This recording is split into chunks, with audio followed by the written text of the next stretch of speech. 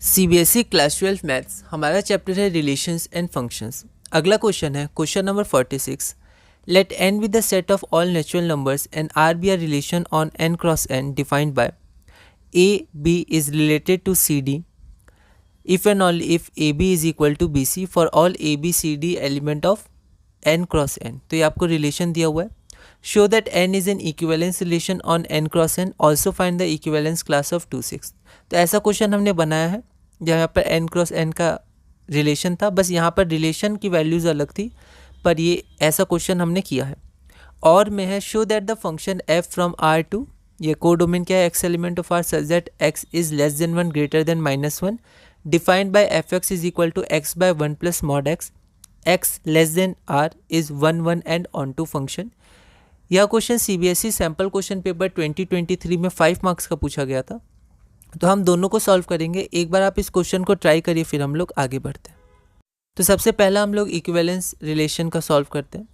तो हमारे पास गिवन क्या है, R is a relation on N cross N, A B related to C D such that A B is equal if and only if A B is equal to A D is equal to B C for all A B C D element of N cross N.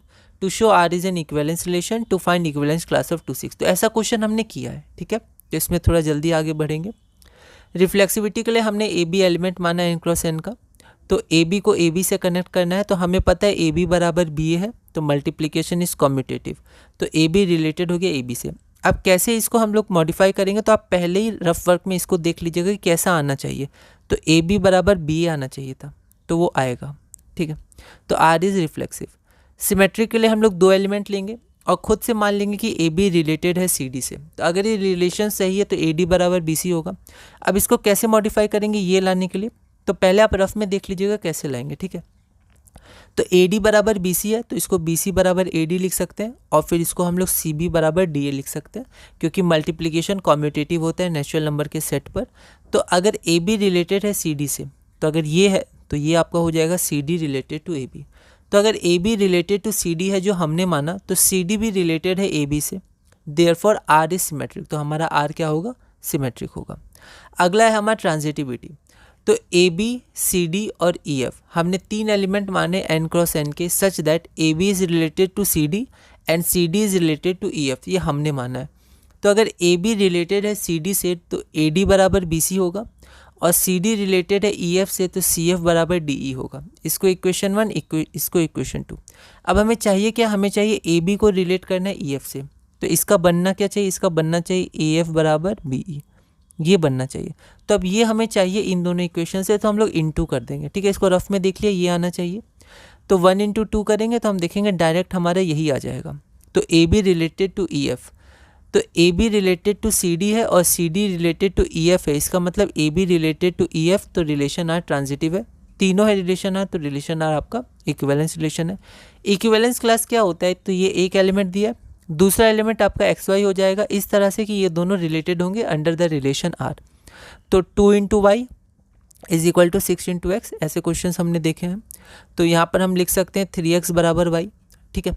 तो इसका equivalence class क्या होगा, 3x बराबर y। तो जो इसको follow करे, तो एक्स वाई ऐसे होने चाहिए कि 3x बराबर y हो, ठीक है। या फिर y की जगह 3x पुट कर देंगे, तो x 3x x element of natural number. तो लिखने का तरीका है कि ये भी होता है। तो हमें बस x 3x चाहिए था। अब ऐसे इन्फिनाइट हो सकते हैं। x नेचुरल नंबर है तो 1 पुट करिए तो ये आ जाएगा एलिमेंट, 2 पुट करिए तो इतना आ जाएगा, 3 पुट करिए तो 3, 3 टाइम्स 3 9, तो डॉट डॉट डॉट, ठीक है। तो ये आपका इक्विवेलेंस क्लास हो गया 2/6 का, ठीक है। मतलब 2/6 से ये सारे एलिमेंट्स जो आपके हैं रिलेटेड होंगे, है ना। अब हम और देखते हैं।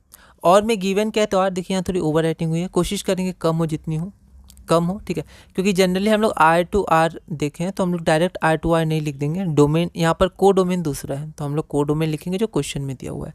एफ एक्स की वैल्यू इतनी दी है, एक्स एलिमेंट ऑफ आर है, और हमें शो करना है कि F11 भी है, ऑन टू भी है, ठीक है। अब सबसे पहले हम ये जो मॉड है उसको थोड़ा सॉल्व करते हैं। तो हमें पता है अगर x ग्रेटर इक्वल टू 0 है तो x मॉड ऐसे ही हट जाएगा, तो एफ एक्स बराबर एक्स बाय 1 + x आ जाएगा अगर x आपका ग्रेटर इक्वल टू 0 है। और अगर x लेस देन 0 है तो यहाँ पर आपका हो जाएगा x by 1 - x, x less than 0, ठीक है। अब केस 1, दोनों केस के लिए हम लोग प्रूफ करेंगे 1 1 और ऑन टू। तो सबसे पहले हम लोग केस 1 देखते हैं।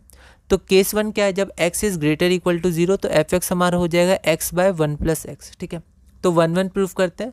1 1 का जो जनरल प्रोसीड्यूर होता है, x1 x2 को हमने एलिमेंट ऑफ R माना such that fx1 is equal to fx2। तो यहाँ पर हमने x1 की वैल्यू पुट की, x2 की वैल्यू पुट की, इसको सॉल्व किया तो x1 बराबर x2 आ गया। तो जो हमारा फंक्शन f है वो 1 1 है। फिर हम ऑन टू देखेंगे। ऑन टू में हम लोग जो एलिमेंट मानते हैं वो को डोमेन का मानते हैं, ठीक है।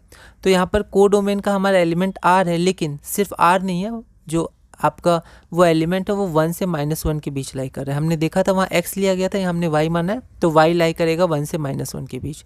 या इसको ऐसे लिख सकते हैं y is an element of -1 1। fx बराबर y है, तो हम लिख सकते हैं y is equal to X by 1 plus X. अभी y क्या है, x के टर्म्स में, तो हम लोग x को y के टर्म्स में लाएंगे, तो यहाँ पर हम लिख सकते हैं x is equal to y divided by 1 minus Y, ठीक है। Now for all y element of -1 से 1 we have x element of R। तो अब आप देख सकते हैं कि को डोमेन में आप कोई भी वैल्यू ले लीजिए इसके बीच में, है ना। अब 1 तो आप ले नहीं सकते हैं, ठीक है, 1 अनडिफाइंड होगा, 1 ले भी नहीं सकते, को डोमेन में है ही नहीं 1, ठीक है।